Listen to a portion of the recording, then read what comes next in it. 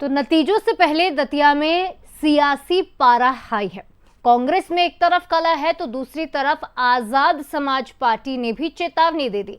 दरअसल कांग्रेस प्रत्याशी घनश्याम सिंह ने गंभीर आरोप लगाए हैं। उन्होंने ये कहा है कि राजेंद्र भारती जो यहाँ से विधायक रहे, जिनकी सीट पर घनश्याम सिंह चुनाव लड़े हैं, उन राजेंद्र भारती पर गंभीर आरोप लगाया। उन्होंने कहा कि कांग्रेस को हराने का दावा वो कर रहे हैं, यानी राजेंद्र भारती पर पूरा ठीकरा फोड़ रहे हैं। राजेंद्र ने कांग्रेस की पीठ में छुरा घोंपा, वो ये कह रहे हैं। आजाद समाज पार्टी की उधर खुली चेतावनी सामने आई। उन्होंने यानी दामोदर यादव ने सीधी राजनीतिक चेतावनी दे दी। दामोदर यादव जो आजाद समाज पार्टी के प्रत्याशी, बिना नाम लिए विरोध में काम करने वालों को धमकी दे दी। समय आने पर सूद समेत कर्ज लौटाया जाएगा, ये भी कह दिया। तो कुल मिलाकर नतीजों से पहले इस तरह की कलह ये साफ बताती है कि कहीं ना कहीं आशंका बनी हुई है इन दोनों ही प्रत्याशियों के मन में। 29 तारीख को जो आप बता रहे हैं, जो बैठक पूरे विधानसभा क्षेत्र से सैकड़ों अपने कार्यकर्ता बुलाए थे, उनने बाइक से भाषण दिया। तो जो बाइक से भाषण दे के कह रहा है वो भितरघात है क्या? भितरघात तो होता है कान में कह दे, फोन पे चुपचाप कह दे।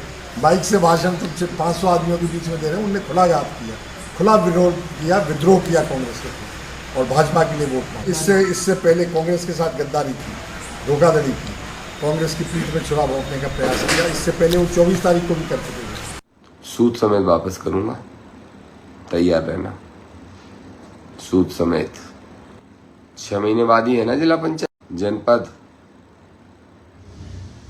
नगर पालिकाएं, पंचायत। सूद समेत वापस करूंगा। या तो मैं घर बैठ जाओ, मदद कर दो। मदद नहीं कर सकते तो थोड़े से बुराइयां कम करो, लेकिन नहीं माने तो फिर मैंने ये भी खबर कराई थी कि ताकत पूरी लगा लेना, तो लगा ही लिया आप लोगों ने। अब मेरी ताकत का समय आ रहा है। तो इन दोनों ही नेताओं को आपने सुना और इस खबर पर ज्यादा बातचीत करेंगे। हमारे साथ एग्जीक्यूटिव एडिटर मनोज सैनी जी सीधे लाइव जुड़ रहे हैं। मनोज जी, दोनों ही नेताओं के बयान आपने सुने, जो दोनों ही प्रत्याशी थे। बयानों से ये साफ समझ में आता है कि कहीं ना कहीं मन में कसक चल रही है, मन में वो आशंका पैदा हो गई है हार की। देखिए, परिणाम आने में अभी 2 दिन शेष है, लेकिन परिणाम आने से पहले जो चीजें दिखाई दे रही वो साफ नजर आ रही। ये भी सच है कि तीनों जो भाग्य का प्रत्याशी है, तीनों नेताओं का वो ईवीएम में दर्ज है। मतदाता ने किसके लिए वोट किया है वो 3 तारीख को पता लगेगा। लेकिन बयानबाजी आखिर क्यों? राजेंद्र भारती पर सीधे आरोप लगाए घनश्याम सिंह ने, जो खुद प्रत्याशी है कांग्रेस के, और उन्होंने तो यहां तक कह दिया कि कांग्रेस की पीठ में छुरा घोंपने का काम किया। तो क्या छुरा घोंप दिया राजेंद्र भारती ने? वो कह रहे हैं कि लगातार वो 500-500 लोगों की सभाएं लेकर ये कह रहे थे कि मुझे वोट नहीं करना, कांग्रेस को वोट नहीं करना। तो ये है राजेंद्र भारती का हाल। बीजेपी पर आरोप जरूर लगे थे, लेकिन बीजेपी पर जिसमें आरोप लगाए गए थे कांग्रेस की तरफ से, वो नेता तो पूरी तरह मंच पर रहे। डॉक्टर उत्तम मिश्रा साथ देते रहे, उनके कार्यकर्ता साथ देते रहे, जैसा दावा किया गया। लेकिन इसी बीच में दामोदर यादव भी सामने आ गए। दामोदर यादव ने कह दिया सूद सहित वसूल कर लूंगा।